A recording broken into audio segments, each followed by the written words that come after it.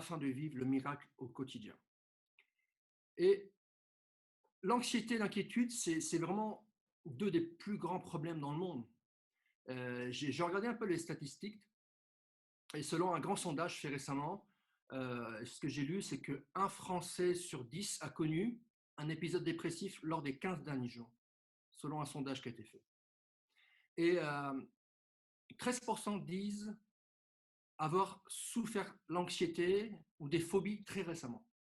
C'est ce que révèle en fait l'une des plus grandes enquêtes qui a été faite sur la santé mentale des Français. Plus d'un quart des Français consomment des anxiolytiques, des antidépresseurs, des somnifères et d'autres médicaments pour le mental. 150 millions de boîtes sont prescrites chaque année. On est l'un des champions. Je ne sais pas si, il me semble qu'on n'est plus les premiers au monde.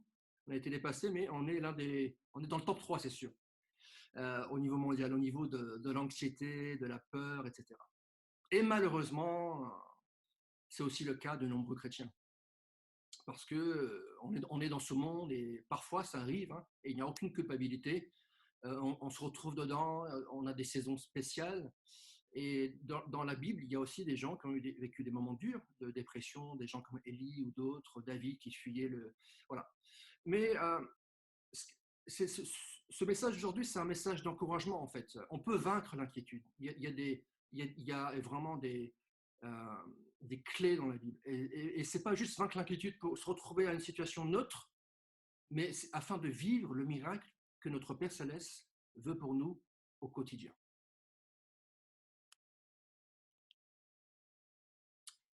Attendez, je vais baisser ça.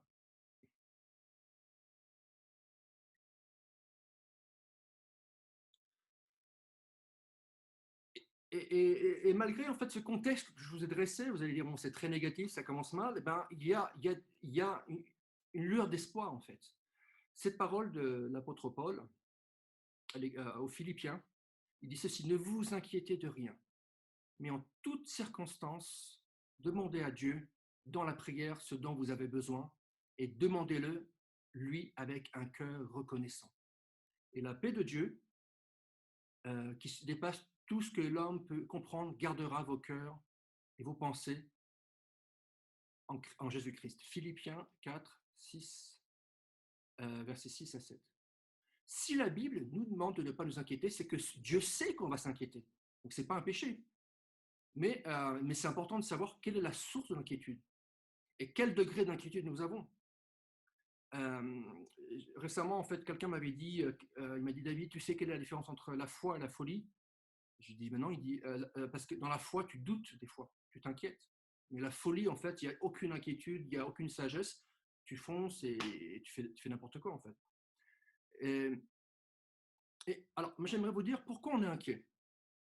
J'aimerais dire, premièrement, parce que l'inquiétude s'apprend. Et oui, ça s'apprend. Ça s'apprend. Il y a par deux choses, par l'expérience ou par l'exemple. Alors, premièrement, l'inquiétude est quelque chose qui s'apprend. Il n'existe pas d'inquiet de naissance. J'espère que ce n'est pas votre cas. Vous n'êtes pas sorti du ventre de votre mère en étant inquiet, en ayant une dépression. L'inquiétude, c'est une réponse apprise de la vie. Vous pouvez l'apprendre par deux manières, par l'expérience ou par l'exemple. Par l'expérience, premièrement, peut-être qu'après des années d'erreurs, d'échecs relationnels, sentimentaux, etc., d'attentes déçues, vous avez découvert que tout ne se passe pas toujours pour le mieux. Et de ces expériences naît l'habitude de vous inquiéter. Voilà. Donc, il y a différents degrés d'inquiétude. Vous connaissez sûrement autour de vous des gens qui sont angoissés. Voilà. Souvent, on dira c'est la personne qui est super inquiète, etc. Et c'est parce que, en fait, c'est au travers de l'expérience, au travers aussi, justement, de l'exemple. Il y a il y a des modèles autour de nous. Il y a des bons modèles, mais malheureusement, il y a aussi des mauvais modèles. Et si vous réfléchissez un instant, les mauvais modèles ne manquent pas. Les études scientifiques montrent que les enfants reprennent généralement les inquiétudes de leurs parents. Des parents anxieux font des enfants anxieux. Alors peut-être que vous avez déjà une réponse à votre question. Ah oui, je suis comme ça, c'est à cause de mes parents. Mais la bonne nouvelle pour vous, c'est que si l'inquiétude est une réponse apprise de la vie, elle peut être désapprise. Pour triompher de l'inquiétude, il faut d'abord prendre conscience de son inutilité. Voilà. C'est pour ça que là, je parle du négatif, après on parlera du positif, ne vous inquiétez pas. C'est vraiment faire un constat. C'est-à-dire, je fonctionne comme ça depuis que je suis petit ou depuis longtemps, mais là, je prends conscience que ça ne sert à rien, que ce n'est pas l'expérience qui va guider ma vie, ce n'est pas l'exemple que j'ai reçu de mes parents ou des gens. Je veux le désapprendre. Je veux vraiment croire que c'est vraiment une mauvaise habitude et je veux en sortir. Voilà. Et j'aimerais vous dire que vous inquiétez ne vous avancez à rien. C'est un gaspillage d'énergie. Petite histoire, c'est une anecdote. Pendant plusieurs années, il y a une femme qui avait des difficultés à dormir la nuit parce qu'elle craignait des voleurs. C'est peut-être votre cas, hein, vous avez du mal à dormir, vous vérifiez 10 fois si la porte est bien fermée. Et une nuit, son mari a entendu un bruit dans la maison. Alors il est allé en bas pour enquêter. Quand il est arrivé en bas, il a trouvé un cambrioleur. Vous savez ce qu'il a dit? Bonsoir, je suis heureux de vous voir. Venez à l'étage et rencontrez ma femme. Elle a attendu 10 ans pour vous rencontrer. Bon, c'est un peu d'humour, hein, bien sûr. Hein.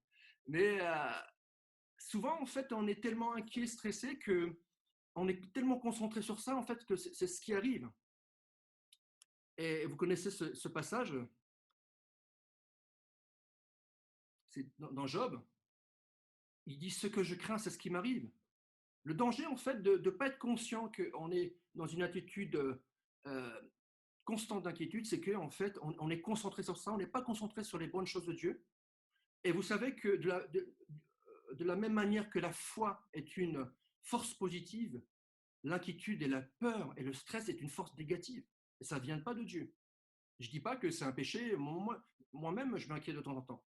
Mais si c'est un style de vie, il y a un problème. Et j'aimerais vous dire que l'inquiétude n'a jamais changé quoi que ce soit dans nos vies. L'inquiétude ne peut pas modifier le passé. L'inquiétude ne peut pas maîtriser l'avenir. L'inquiétude ne peut pas nous rendre, ne peut que nous rendre malheureux aujourd'hui. Est-ce que vous en êtes conscient de cela? L'inquiétude n'a jamais résolu un seul problème. L'inquiétude n'a jamais réglé une seule facture. L'inquiétude n'a jamais guéri une maladie. Son seul effet, le seul effet de l'inquiétude, c'est de vous paralyser et de vous empêcher de travailler à la solution et de vivre le miracle et de ce que Dieu veut aujourd'hui. Et ce que Dieu veut pour nous, ce n'est pas que nous soyons dans une attitude consciente, hyper inquiète, angoissée. Il veut que notre naturel soit son surnaturel. Jésus a dit de prier ainsi, Père, que ton règne vienne et que ta volonté soit faite sur la terre comme au ciel. Et au ciel, à part si je me trompe, mais ce n'est pas écrit dans la Bible, j'imagine pas Dieu le Père avec Jésus-Christ à la droite en train de s'angoisser, de stresser, de se ronger les ongles. Il y a une paix parfaite. Il n'y a aucun manque, aucun stress. Et il veut que ce ciel vienne sur la terre. S'inquiéter, c'est un peu comme ceci. Je ne sais pas si vous allez entendre.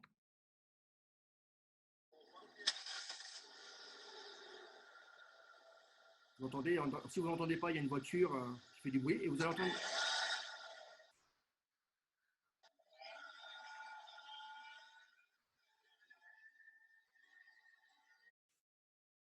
Ça, c'est pour ceux qui ne savent pas conduire.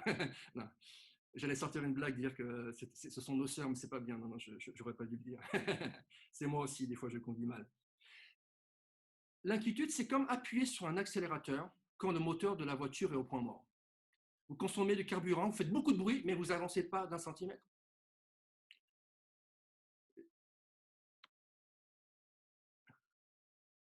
La Bible dit ceci. Un cœur soucieux, donc Proverbe 12, 25, un cœur soucieux déprime un homme. Un cœur soucieux déprime un homme. Et de plus, en fait, si vous réfléchissez bien, l'inquiétude exagère l'importance du problème.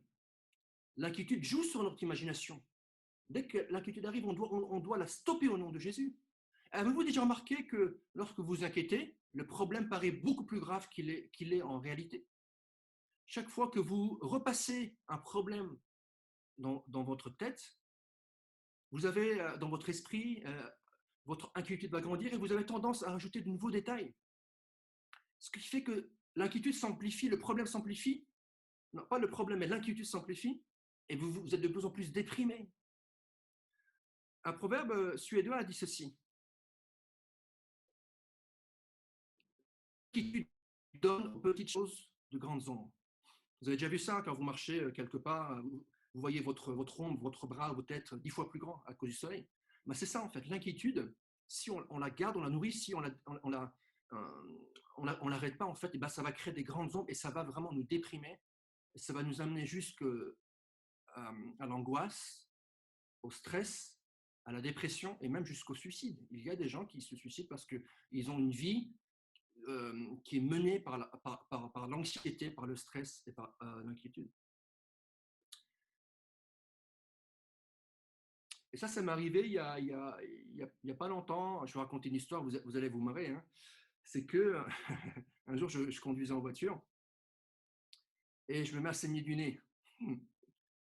Et vous savez pas ce qui est arrivé, c'est que je me suis dit, ah, qu'est-ce que c'est? Alors, c'était un simple saignement du nez, mais je me suis dit, ah, c'est peut-être ça, c'est peut-être ça. Et après, au bout d'un moment, au bout de quelques minutes, je me suis fait un scénario, un film à la mode Hollywood, et je me suis dit, mais comment va faire mon épouse quand je serai mort?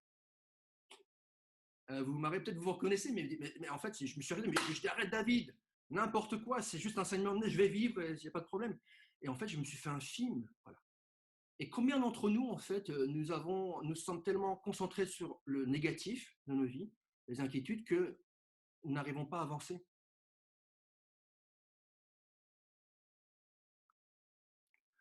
Ça, c'est vraiment une histoire que j'aime beaucoup. C'est un dirigeant anglais qui s'appelle Arthur Rank. Il a fait quelque chose, il a fait une expérimentation géniale. Je vous encourage de le faire. Je l'ai jamais fait, mais je n'ai pas trop le temps. Mais il a décidé de s'occuper de tous ses soucis un seul jour par semaine. Et il a choisi le mercredi.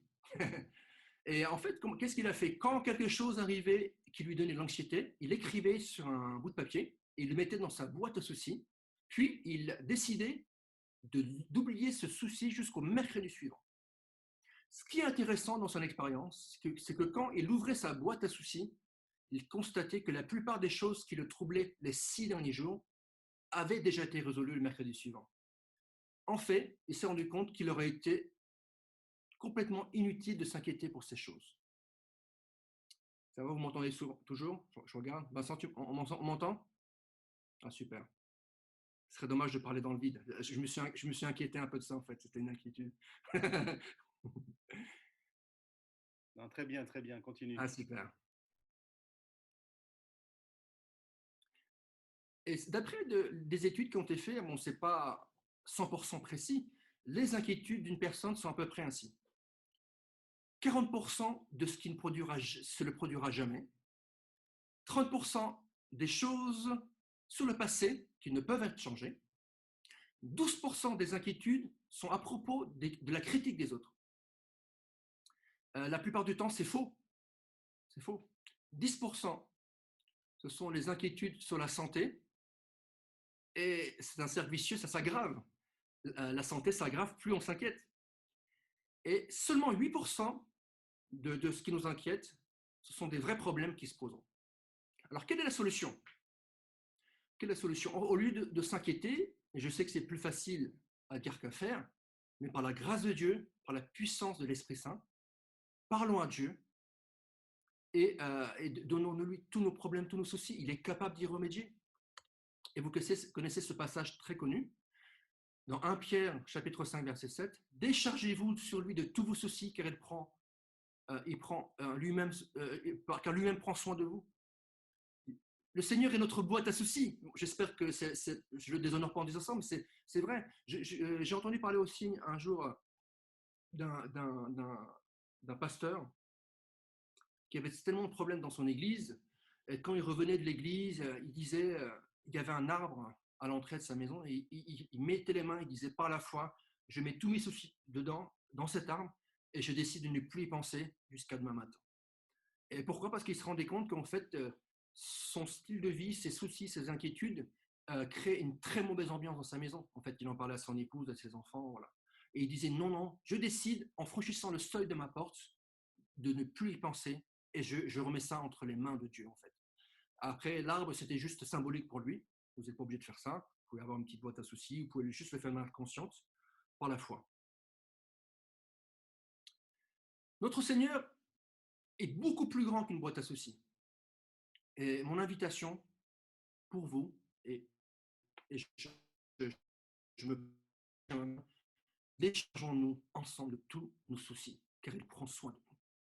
Mon deuxième point, donc mon premier point, c'était l'inquiétude s'apprend. C'est que l'inquiétude, si on y réfléchit bien, c'est une idole. Alors là, je vais peut-être y aller un peu plus cash, mais je me prêche à moi-même, j'ai ce souci aussi. C'est que l'inquiétude, chez un croyant, c'est le symptôme en fait d'un problème beaucoup plus profond. Ça montre que Jésus n'occupe pas la première place dans sa vie. Je reviens à ça, en fait. Je disais tout à l'heure, c'est normal de s'inquiéter de temps en temps. C'est normal d'anticiper l'avenir. Quelqu'un qui n'est jamais inquiet, la Bible dit qu'il faut travailler dur, qu'il faut épargner, qu'il faut. Il y a la parabole de la fourmi, voilà, qui fait des provisions. Voilà, mais en fait, de l'inquiétude, je veux dire, exagérée, de l'angoisse, en fait. Et si c'est un style de vie, ça montre que Jésus n'occupe pas la première place. Quand nous nous inquiétons, en fait, c'est que nos priorités sont bouleversées.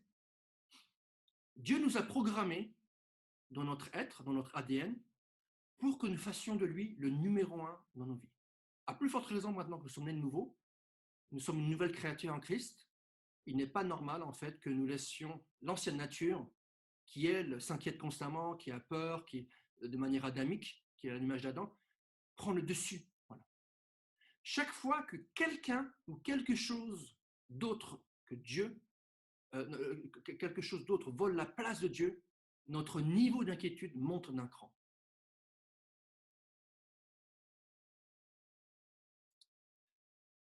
Voilà, ça c'est ce que je disais. L'inquiétude chez un croyant est le symptôme d'un problème plus profond. Elle montre que Jésus n'occupe pas de la première place dans nos vies.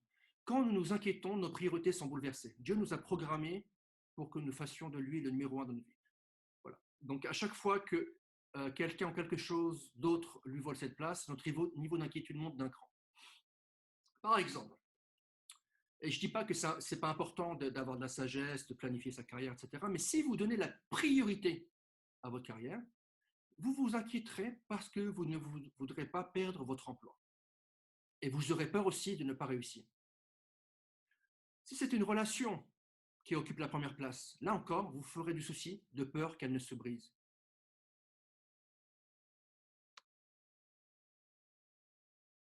Et je regarde.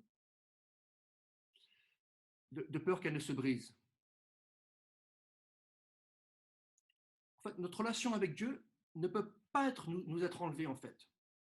Et la Bible nous dit clairement dans les 10 commandements, et aussi dans le Nouveau Testament, en fait, qu'on ne doit pas se faire d'idole. On ne devra pas avoir d'autres dieux devant lui. Et on doit aimer Dieu de tout notre cœur, de toute notre force, de toute notre énergie. Pas une carrière, pas une personne. Moi, c'est ce que je dis souvent. Bon, je l'ai dit dès le départ à mon époux. J'ai dit, numéro un dans ma vie, ce ne sera jamais toi, ça sera Dieu. Je le dis à mes enfants. Je dis, voilà, que Dieu soit toujours le numéro un. Et ça, c'est ce qui amène aussi, en fait, l'inquiétude. Et notre relation ne pourra jamais nous être enlevée. On peut perdre un emploi. Malheureusement, sur cette terre, on aura des deuils. On peut perdre nos conjoints, des enfants. Mais la relation avec Dieu, elle est permanente. On n'a pas de souci à se faire par rapport à ça. Il est fidèle. Il est éternel. Lorsque nous plaçons Dieu en tête de liste de nos priorités, nous n'avons pas à craindre qu'il nous soit enlevé un jour. Nous n'avons donc aucun sujet d'inquiétude à ce niveau. Et en plus, Dieu, il vit en nous par le Saint-Esprit. Dès lors qu'on se confie à Jésus-Christ, dès lors qu'on croit en son sang versé à sa mort, sa résurrection, son ascension, dès qu'on se confie à 100% dans ce sang qui a été versé pour effacer nos péchés, effacer nos casiers judiciaires célestes, qui sont maintenant vierges de toute accusation, et ben on sait que nous sommes en connexion éternelle et totale avec Dieu notre Père et avec le Christ, bien sûr.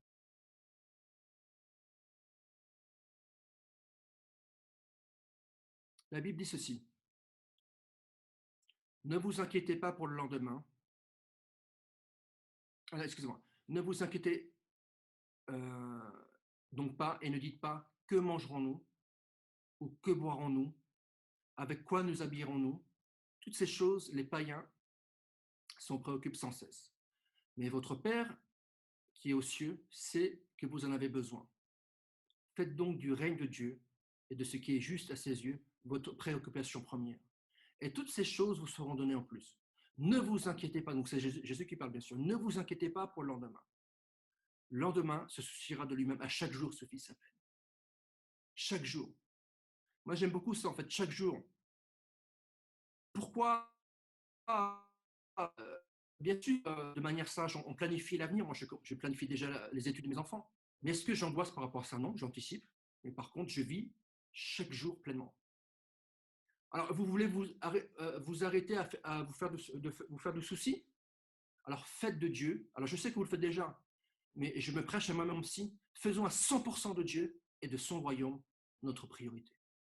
Vivons pour lui seul. Passons du temps avec lui. Et moi, j'aime souvent dire aux gens, si vous passez peu de temps avec Dieu, c'est que vous ne lui faites pas confiance. Souvent, des gens disent, ah ouais, mais moi j'ai trop de choses à faire dans la journée, j'ai pas le temps de prier, j'ai juste 5 minutes. Au contraire, si vous avez vraiment confiance en la personne de Dieu, et notre Papa Céleste, il est tout puissant, vous passerez beaucoup de temps avec lui parce que vous serez conscient de votre incapacité à faire quoi que ce soit sur cette terre. Mais par contre, vous savez qu'avec lui, tout est possible. Faites de votre Papa Céleste votre joie. C'est toujours par là qu'il faut commencer pour surmonter l'inquiétude. Passer du temps avec le Seigneur, chaque jour.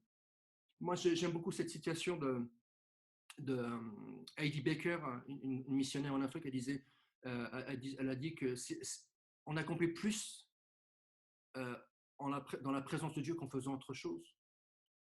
C'est vraiment dans la présence de Dieu qu'on voit des miracles. On le voit dans l'Ancien Testament avec Gédéon. Ils chantent, ils soufflent du corps, ils brisent des cruches et ils ont une victoire totale. C'est dans le camp des ennemis s'entretuent. On le voit partout dans l'Ancien Testament, Nouveau Testament. Et j'aimerais vous raconter un petit témoignage que j'ai peut-être raconté, mais ce sera un rappel. C'est que ça fait 18 ans que je suis missionnaire en tant que chrétien. Au début de ma mission, parce que je vis par la foi, tous les missionnaires, dont Vincent aussi, on est 25, on vit par la foi, on n'a pas de salaire, on s'entoure d'une équipe de partenaires qui pourvoient à nos besoins. Et j'étais au tout début de ma recherche de soutien et j'étais inquiet, franchement inquiet. Je me disais, comment je vais faire, etc. Et je me suis mis à genoux dans ma petite chambre et j'ai crié à Dieu. Je dis, Papa, mon Père, c'est écrit dans ta parole, tu pourvoiras tous mes besoins selon ta richesse avec gloire en Jésus-Christ. Alors fais-le, fais-le. J'ai crié dans mon cœur de toutes mes forces. Et j'ai tellement déversé en fait tous mes soucis sur lui que je suis allé me coucher, mais franchement, comme un bébé. En fait. Vous savez, les petits bébés qui se couchent sur le sein d'une mère. Ah, voilà, je me suis couché, j'ai passé une des meilleures nuits de ma vie. Et le lendemain, en fait, je me lève, je vais prendre une douche et je sors de la douche. Et en sortant, en fait, il y a un chauffe-eau avec un tuyau qui fait comme ça. Et là, il y a une enveloppe qui est là. Et le Saint-Esprit me dit quelque chose. Il me dit, Dieu t'a donné 150 € en espèces. Et je me suis dit, mais comment je sais ces trucs? Je comprends pas, c'était une parole de connaissance, une parole de foi. Vous pouvez lire ça dans 1 Corinthiens chapitre 14, il y a tous les dons de l'esprit. Et j'étais sûr qu'il y avait 150 € en espèces. Je me suis rapproché, j'ai touché, j'étais un peu incrédule, j'ai dit, ouais, c'est mou, ça ressemble à de l'espèce. C'était pas des pièces d'or, c'était de l'espèce. Et j'ouvre et je vois des billets. Je compte et j'ai recompté plusieurs fois, il y avait 150 € exactement. Et je ne savais pas d'où ça venait. Et à un moment, je me suis dit, j'ai commencé à me dire, ah bon, j'ai acheté l'appartement il y a 6 mois, il y avait peut-être une enveloppe ici, l'ancien propriétaire a oublié. Voilà, après, et là, en fait, le Saint-Esprit me rappelle, non, rappelle-toi. En fait, il y avait exactement 2 semaines, j'avais une fuite au même endroit. Et à l'époque, je ne savais pas faire, je ne savais pas comment remplacer. Je suis désolé, Antonio, tu es déçu, tu vas être déçu. Je ne savais pas comment remplacer en fait le joint. Maintenant, je sais. Voilà. Donc, ça m'a coûté 50 €. J'ai appelé des plombiers, ils sont venus et ils ont remplacé le joint. Mais c'était voulu par Dieu. Pourquoi? Parce que quand ils sont partis, vous savez, nous qui ne sommes pas des spécialistes comme Antonio, on vérifie. Donc, moi, j'ai vérifié, j'ai ouvert le robinet, j'ai attendu 5 minutes comme ça et je n'ai pas bougé d'un centimètre. S'il y a une goutte qui tombe, je les rappelle tout de suite. Il n'y avait pas d'enveloppe. Dieu a permis en fait cette fuite pour amener une enveloppe après et pour nous prouver que Dieu pourvoira tous nos besoins. Et s'il faut, il ramène des enveloppes. Et voilà, c'est un encouragement. Et il le fait aujourd'hui. Moi, je connais plein de témoignages de provisions. Donc, c'est pas seulement dans la Bible que la manne peut tomber dans le désert ou l'écaille ou que des jarres se remplissent d'huile. C'est Dieu fait des miracles. On n'a pas à s'inquiéter. Il pourvoira à tous nos besoins selon sa richesse avec gloire.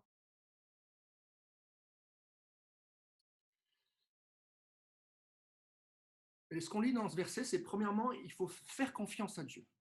dans tous les domaines de notre vie. Pourquoi? Parce que votre Père qui est aux cieux sait que vous en avez besoin. Attendez, j'avance. Deuxièmement, il faut vivre un jour à la fois. Ne vous inquiétez, il y a écrit en fait, ne vous inquiétez pas, dans verset 34, ouais. Ne vous inquiétez pas pour le lendemain se souciera de lui-même. À chaque jour suffit sa peine. Vivons pour le jour présent, mes amis. Dieu vous aime. Il n'aime pas vous voir inquiet. Il est un papa. Moi, quand je vois mes filles, j'ai 3 filles, Maria, Anna, Elisa, elles ont 9, 7 et 3. Dès que je les vois inquiets, ben, mon cœur pleure. Je dis, viens dans mes bras. Je les serre. Je dis, dis-moi tout, dis-moi tout. Appuyez-vous sur sa parole et confiez-lui entièrement votre avenir. Pour aujourd'hui, pour demain, pour la prochaine semaine. Il connaît d'avance toutes choses et il ne vous abandonnera jamais. Dieu n'a jamais connu un échec et il ne veut pas que ses enfants subissent des échecs.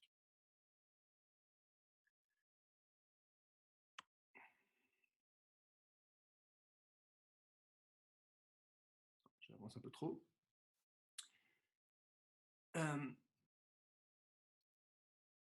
Tous nos jours sont dans son livre, en fait. Tous nos jours sont dans son livre. Dieu, il anticipe des choses, en fait. On le verra, en fait, dans les psaumes après. Il connaît nos montagnes, il connaît nos difficultés, et il est beaucoup plus grand que nos montagnes. Il connaît nos mers rouges, et il est capable d'ouvrir toutes les mers rouges. Il n'y a aucune mer rouge que Dieu ne peut pas ouvrir. Et pour terminer, donc le premier point, c'était l'inquiétude s'apprend. Deuxièmement, l'inquiétude peut devenir une idole. Et troisièmement, l'inquiétude gâche nos journées. Alors, j'ai une question à vous poser. Est-ce qu'il y a des gens parmi vous, et moi, je lève déjà la main, qui a déjà vécu une journée triste, morose, uniquement parce que nous étions accaparés par les inquiétudes du lendemain? Et qui d'entre vous, en fait, était tellement occupé par l'inquiétude du lendemain que ça l'a empêché de vivre pleinement sa journée d'aujourd'hui? Alors là, je ne vois pas les mains, je pense que tout le monde, ça nous est arrivé. Hein. Alors, c'est quoi en fait le résultat? C'est quoi le sentiment? On a le sentiment que ces journées sont perdues, inutiles. Et si vous vous rappelez de ces journées dans le passé, ben, ce sont des journées gâchées. Vous n'en gardez pas un bon souvenir. Pourtant, pour Dieu, c'est important. Chaque jour que Dieu nous donne est précieux. Dieu ne veut pas que nous gâchions une seule journée. Si on a gâché des journées, je parle pour moi-même, ben, si on peut se repentir et dire Seigneur, je veux vivre chaque jour pleinement.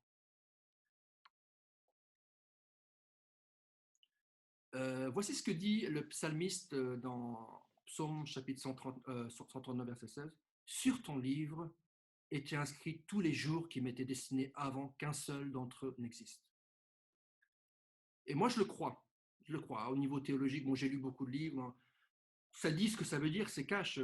Souvent, les gens disent ah ouais, mais ça veut dire qu'on est des robots. Non, non, non, ça veut dire que Dieu, il est en dehors du temps. Nous, on est, on meurt, et donc entre-temps, il y a des années, mais Dieu, il est en dehors du système du temps, donc il voit tout en même temps. Donc il nous laisse libres, on n'est pas des robots, et par contre, il anticipe chaque chose. Il est vraiment tout puissant. Et chaque jour, ce qu'on lit sur ton livre était inscrit tous les jours qui m'étaient destinés avant qu'un seul d'entre eux n'existe. Ça, c'est vraiment fort. Alors, imaginez donc Dieu, qui est en dehors du temps, et il planifie pour vous, donc pour Vincent, Antonio, tous les autres qui regardent, pour moi, tous les jours. Est-ce qu'il aurait créé des jours inutiles pour votre vie? Est-ce qu'il serait dit, tiens, allez, Antonio, aujourd'hui, une journée de galère, Vincent, allez, voilà. Non, non, non, c'est un cœur de père. On a été fait à l'image de Dieu. Jamais on va planifier des galères pour nos enfants. On va peut-être permettre des fois, en fait, pour dire, voilà, ils vont apprendre, voilà, ils vont apprendre leurs erreurs. Dieu permet des choses, mais Dieu ne planifie pas des galères pour nous. Et au contraire, Dieu, il planifie des bonnes choses pour nous. Nous le lisons dans ce verset très connu, Éphésiens 2, chapitre 2, verset 10. Nous sommes son ouvrage ayant été créé en Jésus-Christ pour de bonnes œuvres que Dieu a préparées d'avance afin que nous les pratiquions. Dieu a pour nous des bonnes œuvres. Si Jésus nous demande, et l'apôtre Paul aussi, de ne pas nous inquiéter, c'est parce que l'inquiétude est très, très dangereuse et elle nous empêche de pratiquer les bonnes œuvres merveilleuses que Dieu, notre Père, a préparées d'avance pour nous. Et c'est le cas pour ma vie, pour vos vies et pour l'Église de la pierre vivante. Dieu, ce qu'il a écrit dans le livre, vos livres personnels, comme on le lit dans le psaume, ou dans le livre, en fait, dans les plans de Chartres et de sa banlieue de la pierre vivante, il n'y a pas écrit petite église comme voilà, qui va galérer, etc. Non, non, il veut que chacun soit sauvé à Chartres et dans la banlieue. Il a des plans d'avenir et remplis d'espérance. Jérémie 29, 11. Le cœur du Père et le cœur du Fils saignent, ils pleurent, parce que des gens par milliers dans la région de Chartres et dans le monde vont en enfer jour après jour. Ce que Dieu a planifié pour vous est grand. Et c'est pour ça que je prie chaque jour pour vous. C'est bien sûr grâce à mon amitié avec Vincent, Antonio, Clément ou les autres. Mais c'est parce que c'est la volonté de Dieu que tous soient sauvés. Quand Dieu regarde la France, il voit 100% des gens sauvés. Quand il voit Vincent, quand il voit Antonio, il voit 100% des gens qui accomplissent entièrement leur destinée. Il a préparé des bonnes œuvres d'avance. Ah, il y a un micro qui s'est allumé là. Voilà. J'entends un son là. Et quand on est inquiet, on ne pense même pas à faire ces bonnes œuvres qui ont été préparées d'avance, tant le lendemain occupe notre esprit. Ça nous vole notre joie, ça nous vole vraiment le miracle du jour. Et Dieu veut vraiment qu'on vive ce que chaque jour il a prévu pour nous. Et quand on est dans le stress, dans l'inquiétude, on vit des journées frustrées avec un goût d'inachevé. Ça, c'est une citation que j'aime beaucoup. C'est Les Brown, c'est sûrement un pasteur américain. Il a dit ceci: le cimetière est le lieu le plus riche sur terre, car vous y trouverez tous les espoirs et les rêves qui n'auront jamais été accomplis. Pourquoi les gens n'accomplissent pas leur destinée et leurs rêves? C'est parce qu'ils sont tellement inquiets qu'ils ne se soumettent pas à 100% de la volonté de Dieu. Ils le reçoivent, ils le savent des fois, et ils vivent tellement dans le stress qu'ils ont peur et ils ne se lancent pas. Et j'aimerais te dire, mon frère, ma soeur, que si tu veux marcher sur l'eau, il te faut sortir de ta barque. Tu ne peux pas à chaque instant dire, voilà, j'ai peur, non, voilà, vivre dans... On n'est pas appelé à vivre dans notre confort. Je ne dis pas de faire n'importe quoi. Tout à l'heure, j'ai dit que la différence entre la foi et la folie, c'est que la foi, elle est constamment dans un équilibre de est-ce que j'y vais pas. Mais il faut y aller, mon frère, ma soeur. Souvent, bon, les gens viennent au top ici, parce que là, je suis sur le top chrétien, je veux un peu de silence. Ils disent, ouais, génial, etc. Mais je ne vous dis pas les pas de foi qu'on a dû faire tous les jours. Des fois, on se trompe. Il vaut mieux se tromper, bien sûr, en étant sage et en demandant des conseils, et que rien faire. Et c'est mon encouragement pour vous aujourd'hui. Donc, j'ai bientôt fini. On va prier.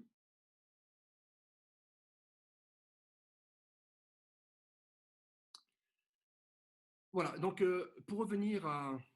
Excusez-moi. Jésus nous invite à nous occuper d'aujourd'hui, en fait, et à ne pas nous inquiéter du lendemain, à considérer chaque jour comme une journée unique donnée par notre Père Céleste, pour accomplir 100% de ce que Dieu a prévu pour nous. Et en étant vraiment, en se tournant vers le ciel, en ne regardant pas vers nos pieds, vers le bas, en étant à genoux, et quelqu'un a dit c'est à genoux qu'on est le plus proche du ciel, on se met à genoux chaque matin. Et moi, ce matin, j'ai prié comme ça, j'ai passé une heure, j'ai dit Seigneur, on est le 27 septembre, je suis incapable d'accomplir quoi que ce soit. Je veux que tu me devances comme la nuée dans le désert, et je veux que tu fasses tout à ma place, Seigneur.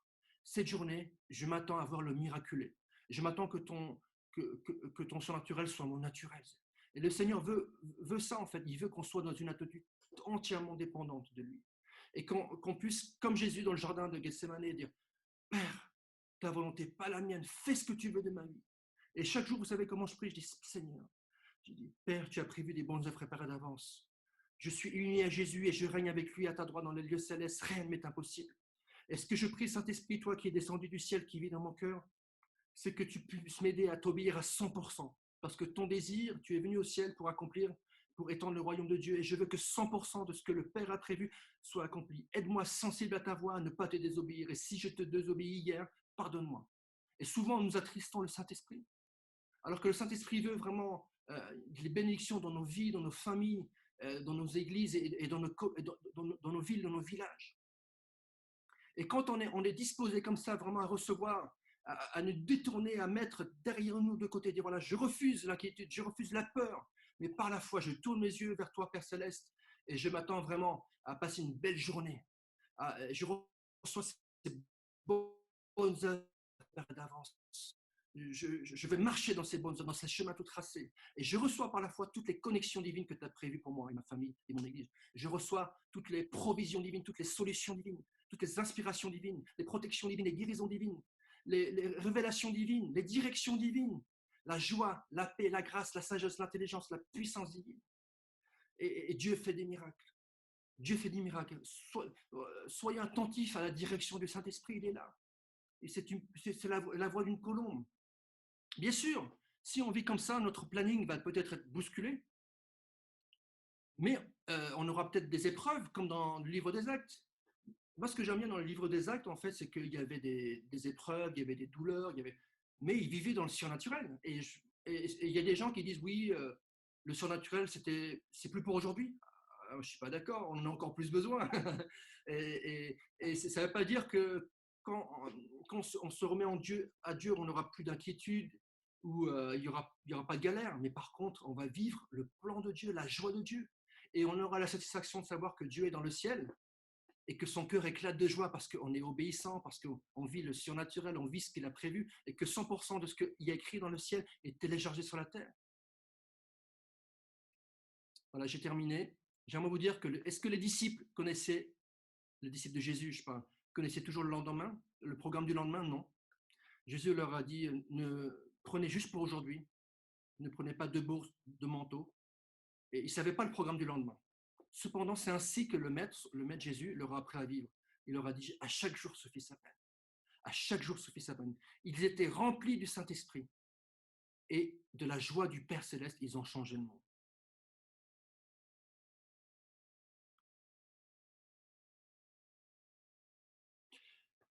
Voilà ce que j'aimerais faire maintenant, c'est qu'on puisse prier. J'ai fini. Donc, peut-être certains d'entre vous, vous avez été touchés, vous avez dit, voilà, c'est un moment aujourd'hui, je décide le 27 septembre, je décide de ne plus m'inquiéter à l'excès et je demande l'aide surnaturelle de Dieu pour changer. Dieu peut le faire. Dieu peut le faire. Et après, il y a peut-être ici une prière SOS. Vous avez vraiment viviez par des galères terribles au niveau peut-être santé mentale, spirituelle, relationnelle, émotionnelle, physique. Eh bien, peut-être pas maintenant, mais dites-le à vos responsables. Dites, voilà, Seigneur, là, j'ai besoin d'un miracle. J'ai besoin d'un miracle. Et voilà, j'aimerais vraiment qu'on puisse, je ne sais pas si j'ai une prière, j'aimerais que je vais prier et vous allez dire Amen à la prière. Vous êtes OK? Et après, je pense qu'on peut, peut-être si deux, trois personnes ont un cœur de prier pour dire, voilà, Seigneur, je me reconnais, j'ai besoin d'une intervention. Nous, on n'est pas là pour juger nos frères et sœurs. Moi-même, je passe par des grosses galères. On est là pour se soutenir et pour prier. Voilà, voilà, prions. Seigneur, on veut te dire merci, Seigneur. On veut te dire merci pour cette journée, Seigneur, du 27 septembre 2020. Cette journée, Seigneur, est unique dans l'histoire de la planète, Seigneur, et dans notre propre vie. Et plus jamais une autre journée telle que celle-ci ne se représentera à nous. 27 septembre 2020.